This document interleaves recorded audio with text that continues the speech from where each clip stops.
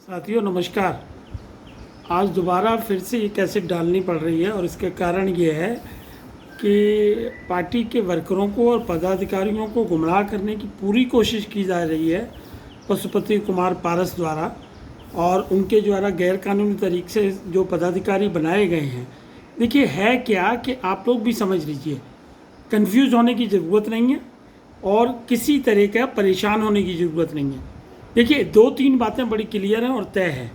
जनता चिराग पासवान के साथ खड़ी है, आप लोग देख रहे हैं।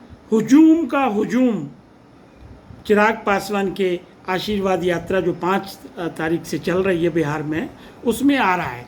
तो ये तो कहना बिल्कुल भी ठीक नहीं होगा कि असली पार्टी या नकली पार्टी ना। देखिए एक ही पार्टी है जिसका नाम है लोक जनशक्ति पार्टी और उसको बनाया था हमारे स्वर्गीय आदरणीय माननीय श्री रामविलास पासवान जी ने खून पसीने से मेहनत करके, और हम लोग तब से और उससे पहले से उनके साथ खड़े हैं।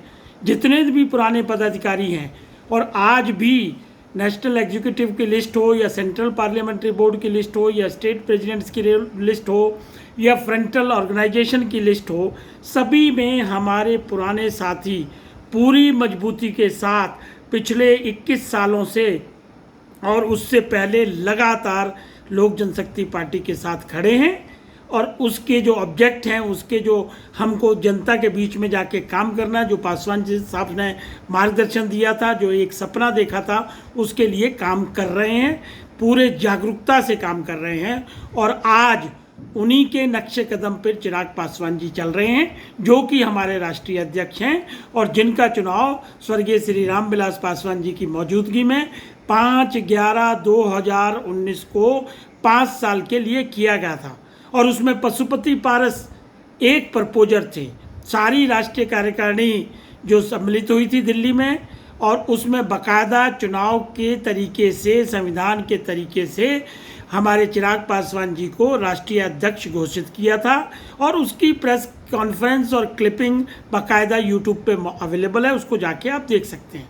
अब दूसरी तरफ ये कर रहे हैं कि 13 तारीख को ये 5 मेंबर ऑफ पार्लियामेंट जो हमारी पार्टी के सिंबल पे जीते थे, उन्होंने एक ग्रुप बना के और लोकसभा के अध्यक्ष को कहा कि भाई लोकसभा में लीडर चेंज कर दीजिए।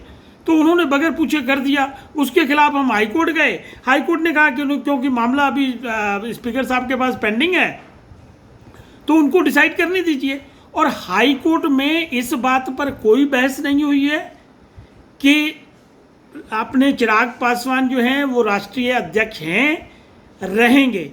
और पशुपति कुमार पारस ने कहीं भी किसी भी फोरम पे अपना कोई क्लेम पार्टी के ऊपर और सिंबल के ऊपर नहीं डाला है। हाँ, इन्होंने गैरकानूनी काम जरूर किया है, संविधान के खिलाफ, जो पार्टी का संविधान है उसके खिलाफ जाकर काम किया है। इनको 15 तारीख को निकाल दिया गया 5 मेंबर ऑफ पार्लियामेंट को, और एक सूरजभान जी जो हमारे वाइस प्रेसिडेंट होते हैं उनको भी। उसके बाद इन्होंने आनंद फानन में एक घोषणा कर दी कि हम राष्ट्रीय अध्यक्ष को चुनाव करेंगे। अरे भाई, चुनाव कैसे करोगे? चुनाव तो संविधान की प्रक्रिया से ही होगा ना। और उसमें क्लियरली लिखा है कि चुनाव 5 साल का है। चुनाव जब भी होता राष्ट्रीय अध्यक्ष का, या तो वो स्वयं रिजाइन कर दे, जैसा कि हमारे केस में, चिराग पासवान जी के केस में माननीय रामविलास पासवान जी ने रिजाइन किया बाकायदा, और वो रिकॉर्ड में अवेलेबल है। उसके बाद चुनाव हुआ, रिटर्निंग ऑफिसर को अपॉइंट किया गया, उसके सामने राष्ट्रीय कार्यकारिणी में सब ने एक आम सहमति बना के संविधान के हिसाब से चिराग पासवान जी को किया। तो ये तो यहाँ है नहीं। इनको जब निकाल दिया तो इनको क्या अधिकार है अपने पार्टी को रिप्रेजेंट करने का या पार्टी के प्लेटफॉर्म पे चुनाव करने का? और चुनाव ही नहीं, उसके बाद पदाधिकारियों को बनाने का। भाई ये तो कोई भी समझ सकता है कि जब आपको पार्टी से निकाल दिया तो आप पार्टी की गतिविधियां जारी नहीं कर सकते हो। देखिए, हम चुनावी पचड़े में नहीं पड़ना चाह रहे, हम लिटिगेशन में जानबूझ के नहीं जा रहे थे, लेकिन अब ऐसा लगता है कि अब पानी सिर से ऊपर निकल गया है और पशुपति पारस जी जो हैं वो बिल्कुल गैर कानूनी ढंग से कार्यकलाप कर रहे हैं, जबकि वो कैबिनेट मिनिस्टर बन गए, उनकी जो इच्छा थी वो पूरी हो गई। तो कृपया पार्टी की गतिविधियों पर अपनी नज़र न रखें, पार्टी के प्लेटफॉर्म से गलत सलत बयानबाजी न करें, पार्टी के पदाधिकारियों की नियुक्ति न करें। अन्यथा होगा क्या, इनका चुनाव तो रद्द होगा ही होगा जो इन्होंने इलीगल तरीके से किया। उसके बाद की जितनी नियुक्तियाँ हैं वो सारी इनवैलिड मानी जाएंगी, सारी गैर कानूनी हैं। देखिए, जब एक लोक जनशक्ति पार्टी का स्ट्रक्चर ऑलरेडी बना हुआ है, तो जब वैकेंसी नहीं है तो आप कैसे कर लोगे अपॉइंटमेंट? तो इनके बहकावे में नहीं आना है।